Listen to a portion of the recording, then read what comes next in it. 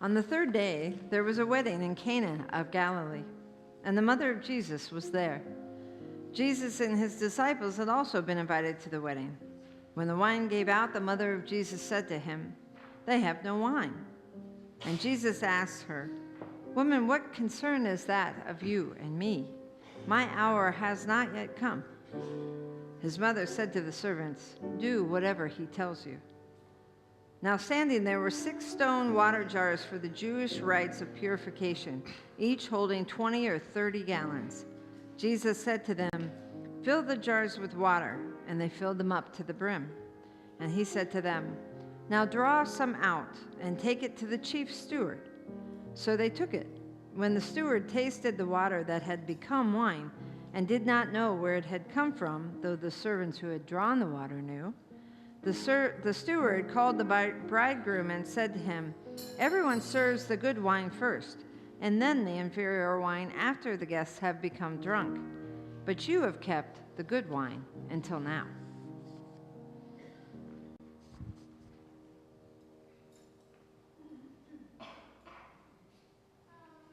And may the words of my mouth and the meditations of our hearts be acceptable in thy sight, O Lord, our strength and our Redeemer. Amen.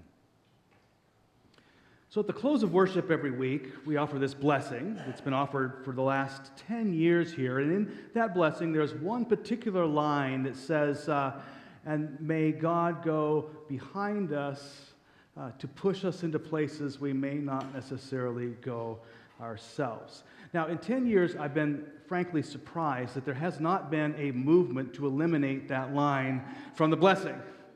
I mean, after all, we are basically giving God full permission to push us into some place we wouldn't necessarily go ourselves. And usually, there are reasons why we don't want to go to those places, right? We're saying, "God, bring it on. We give you our permission." We consider it a blessing, right? Well, if that line makes you a little nervous, it may give you some small comfort to know that Jesus himself was pushed into places he wouldn't necessarily go himself at times. The cross being the preeminent example of that. But in our story this morning, Jesus is pushed into some place that he wouldn't necessarily go himself, not by God, but by his own mother. You heard that story, right? The people, they're at this great wedding feast, and so they have jars and jars and jars of wine. Those wedding feasts would go on for several days, and so they've been slurping down all the wine, and they're out of it. They've drunk so much that the jars are all empty, and you'd think that would be enough. But Jesus' own mom says, "Hey, we're out of wine. We need more." Really? I'll just let that slide sink in a little. This is Jesus' own mom, right? I mean, you'd think that they put a stop to it. No, she's saying there's a problem here. There's no wine, and Jesus feels a little bit annoyed. He responds, "Woman, my time has not yet come. My hour has not yet come." It's like, really? You want me to give him more wine? But she keeps nagging him, until finally, she tells the servants, "Do whatever he wants. He's going to obey." and so he does. He fills these water jugs. John's gospel specifically says these water jugs that he filled were water jugs used for the Jewish rite of purification. More about that in a bit. So he has those jugs filled with water, and then voila, when the cup is presented to the chief steward, he says, "This is the best wine ever." I mean, he says, usually you serve the best wine first, and then you bring out the ripple. But you apparently brought up the ripple and brought out the best wine. Gosh, I wish I could do that trick. Don't think I haven't tried. But I wonder what's really going on here. What's really happening here? I mean, I wonder, if Jesus and Mary aren't playing a little trick on the crowd. Like, he's got these jars, he has them filled with water, and he takes this ceramic earthenware goblet, has it filled with water, and presents it to the chief steward as if it's wine. Now, kids, you're not familiar with this thing, but you know how it is like when you eat some chocolate. Like, chocolate's a really good thing, isn't it? but if you're going to eat like 3 pounds of chocolate at a time, it's a really bad thing.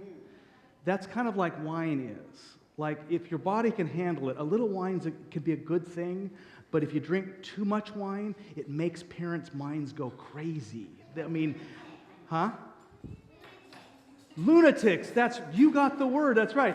So like, your parents say, don't run with scissors. Well, an adult who's had too much wine might run with scissors because they're lunatic at that point. So Jesus and Mary know everybody's a bit lunatic, right? And so he says, here, give him this.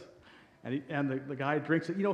The guy was probably so lunatic at the time that it could have been cherry Coke in that goblet. He would have said, this is awesome wine, right? So maybe he was just too lunatic to know the difference, and yet his body would have experienced, after all of that drinking, all that dehydration and so forth, his body would have experienced that pure, cool water as utterly pleasurable. Restorative, fulfilling. So, I could see why he would say, this is the best wine. In a sense, he's got a point. That was the best stuff he'd had in probably quite a number of hours. Right? And in fact, maybe those ritual purification jars that John specifically points out might give us a clue to what's going on here. He didn't have to mention that Jesus had filled up ritual purification jars, but he did. Now, normally in the Gospels, they don't mention little details like that without a very specific reason, like they want you to know something. And of course, if you're in the ancient context, they say that, and you do know something. For instance, that those jars are there, and the reason why they're empty. They're there, and they're empty because before every wedding, in a Jewish wedding, even to this day it's practiced, they engage in what's known as the mikvah purification ritual.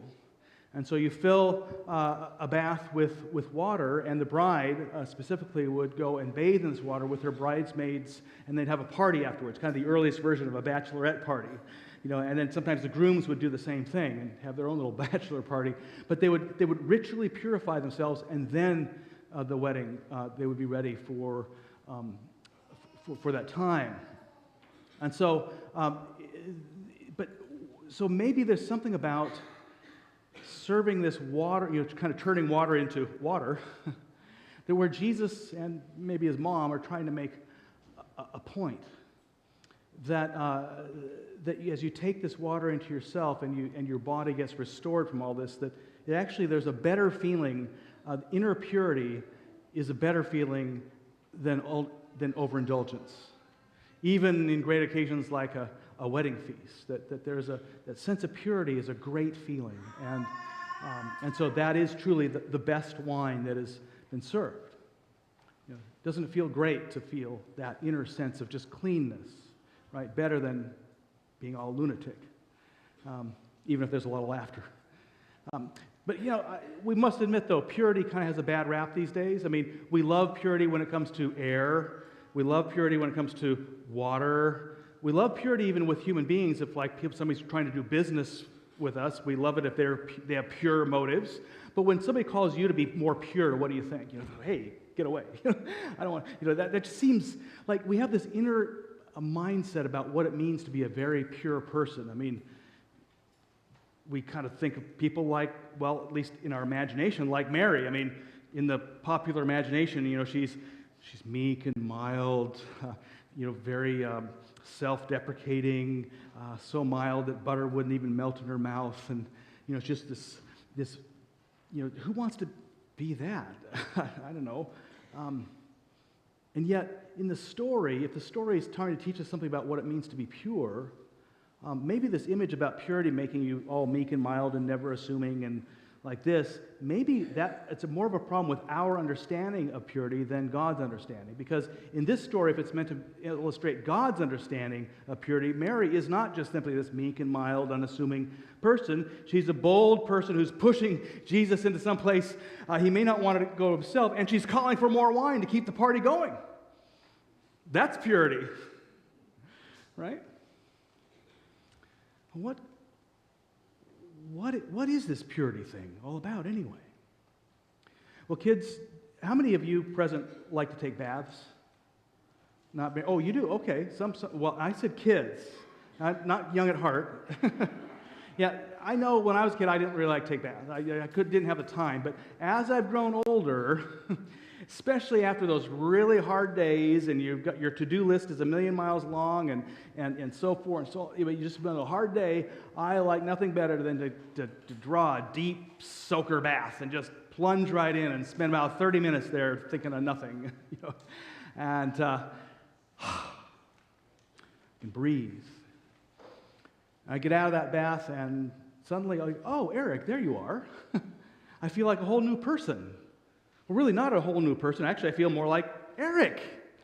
I found myself again. Now I can go back and face the world with grace and peace and be more myself, more in my element, right?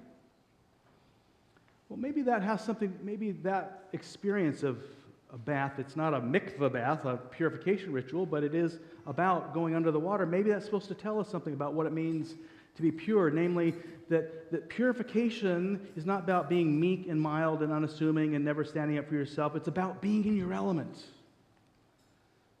It's about finding those ways of being in the world that puts us into being most fully who we are. That's fun. That's enjoyable. That's gladdening to the human heart, to be in your element, to be free of those things that don't put you in your element. No, if Jesus and Mary, if they were playing a little trick on those people by turning water into water and presenting it as wine, this would, I think, point to two things. One is Jesus' humor, which we oftentimes overlook, but also to his wisdom. His wisdom being in your element and doing those things that put us in our element is really, and feeling pure in that way is far better than clinging to those things that don't. So if that's the case, if that's what's happening, I say, well played, Jesus and Mary, and also I say, that's maybe pretty thirsty.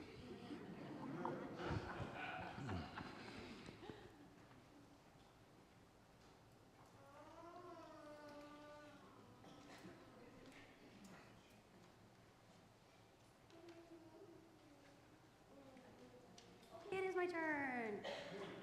Children, come and join me on the chancel. I don't know, when I saw you guys gearing up with your instruments, I was like, what? Nope, I'll just wait. Just gonna wait. I'm not prepared to tap dance for a musical situation, so.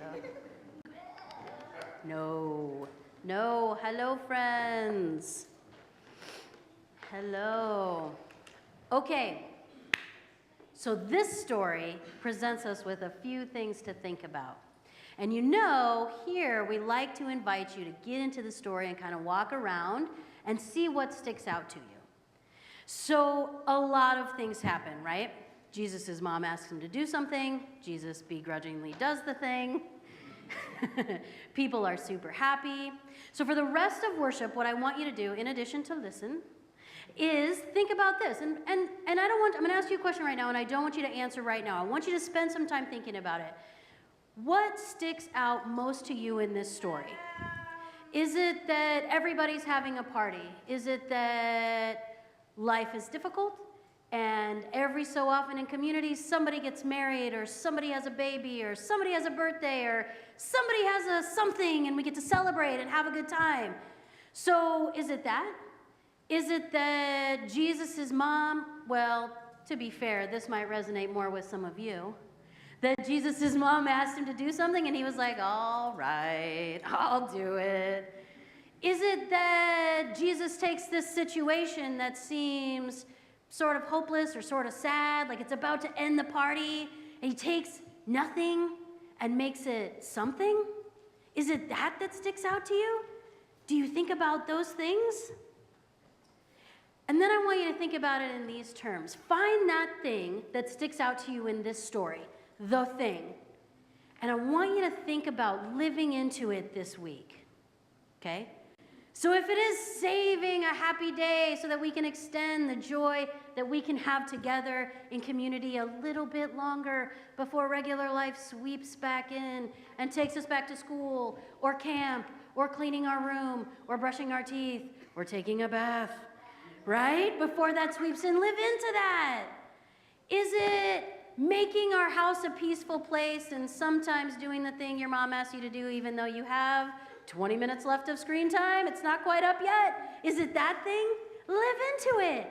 Because maybe the miracle in this story is that Jesus has not only saved the day, but has laid out a whole bunch of examples of things that we can do every day to make it a little bit easier on each other, to make our community just a little bit stronger, to make our faith a little bit stronger. Maybe that's the miracle. So let's pray before you head back to your families. God of many names, thank you for so many opportunities to live in peace with one another and with you. Amen. Okay, friends. Whoa, look out. Run away, babies.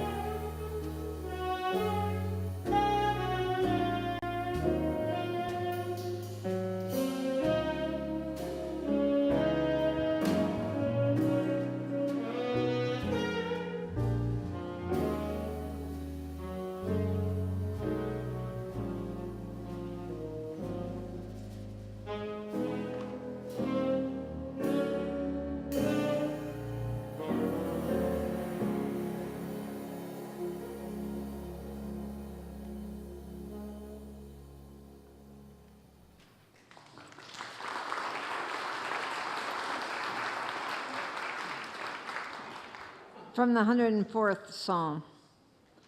You cause the grass to grow for the cattle, and plants for people to use to bring forth food from the earth, and wine to gladden the human heart, oil to make the face shine, and bread to strengthen the human heart.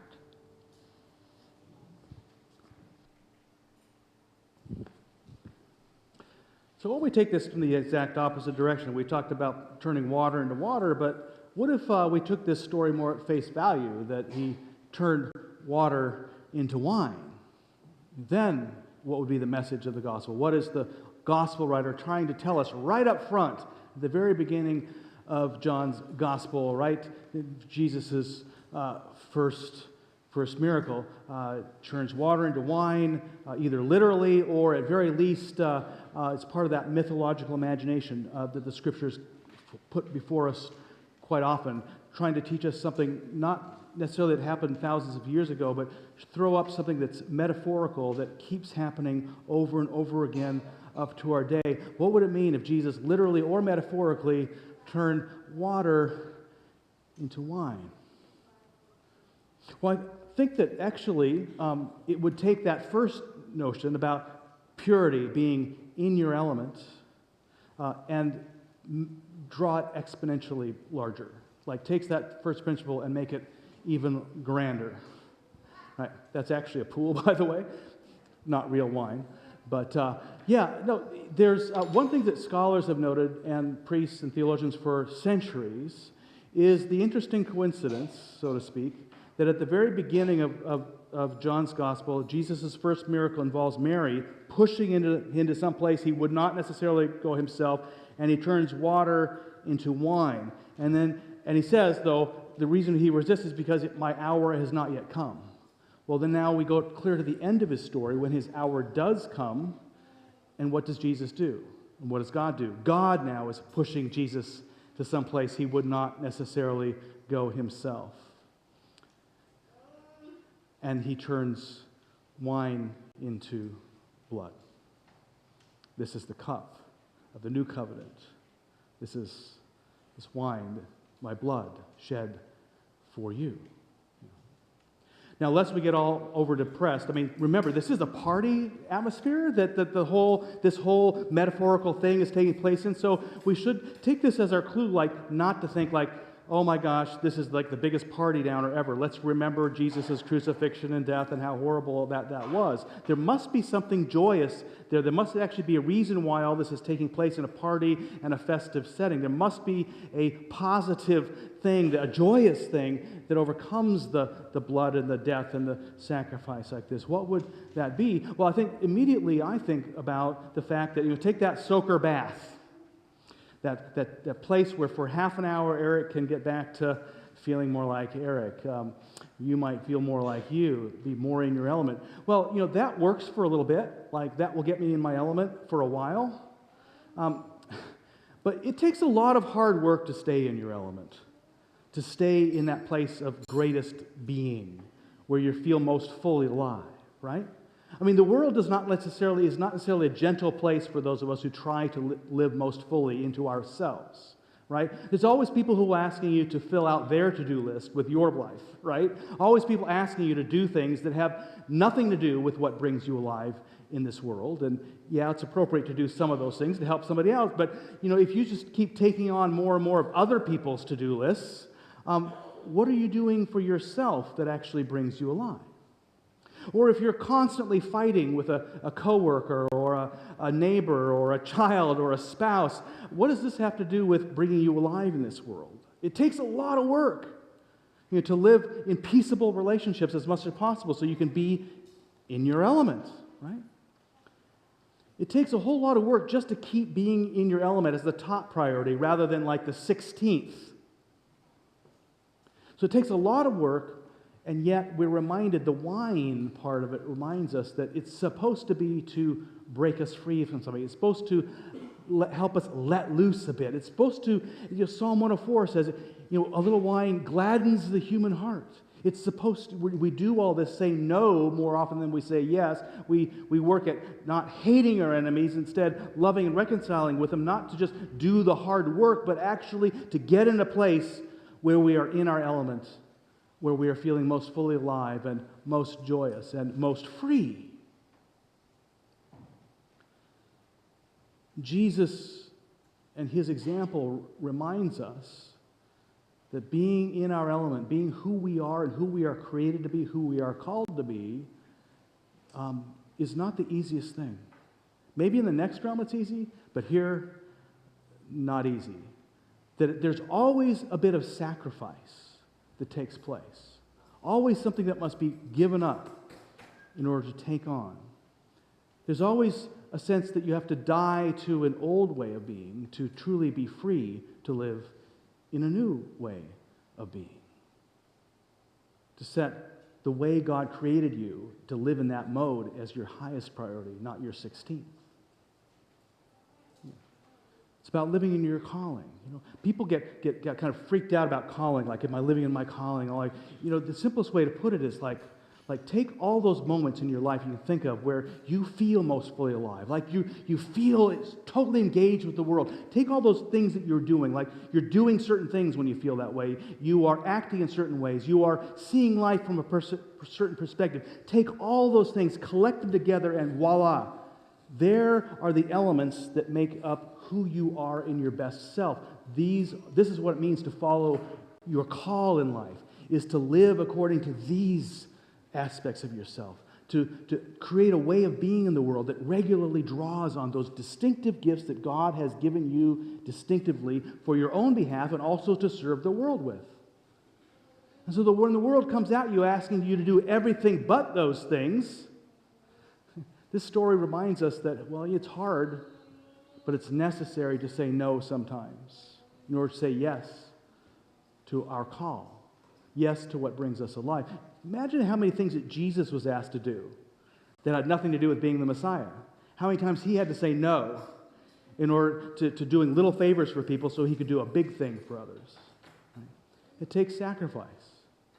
And of course, the cross is the fullest example of that kind of sacrifice, reminding us that we have to sacrifice a lot to get into our element, but it's not just simply making this life all about us, like it's all about me and being in my element, because even when you're in your element, really to get fully into your element, it's about also giving up some things that help other people live into their elements.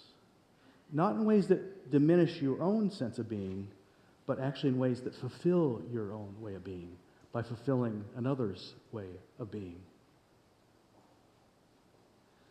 On that cross, Jesus was pushed into some place he would not necessarily go himself. He even says, if it's possible, can you take this cup from me? But ultimately, not my will be done, but thy will be done. Jesus is not saying, take me out of my element. He's trusting that God's will, God sees more about what brings him into his element than even he can see.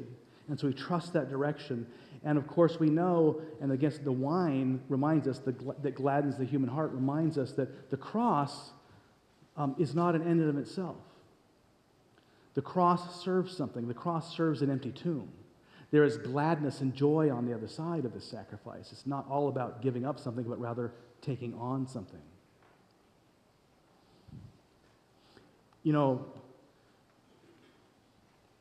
The cross used to be against that wall, just like any other church, and I think there's a theological problem I have with a cross being against the wall in a church. I haven't mentioned this in 10 years, but now that we're doing something different, I can mention it. You see, you put a cross against the wall, and all you see is the cross. Like the cross was the ultimate symbol of Jesus. But that's not the ultimate symbol of Jesus. The empty tomb is the ultimate symbol of Jesus. And the cross reminds us that you don't get the empty tomb without the cross. Without dying to an old way of life, you can't live into the new way of life. And in our new church, we're going to correct that. We're going to have a dramatic cross, even more dramatic than the one we had now. But we're going to put it in this box behind the cross that's giant and that allows light to stream in from the side, suggesting that empty tomb. So every time we sit down and worship, we're reminded that being in your sweet spot, being in your element, following in the way of Jesus that brings us there involves sacrifice, giving up certain things, saying no to certain things, dying to an old way of life that has nothing to do with your way of being in the world in order that you can live in your fullest way of being. Now, if that's what Jesus and Mary were trying to teach, that's even better played. That's making me even more thirsty. Amen.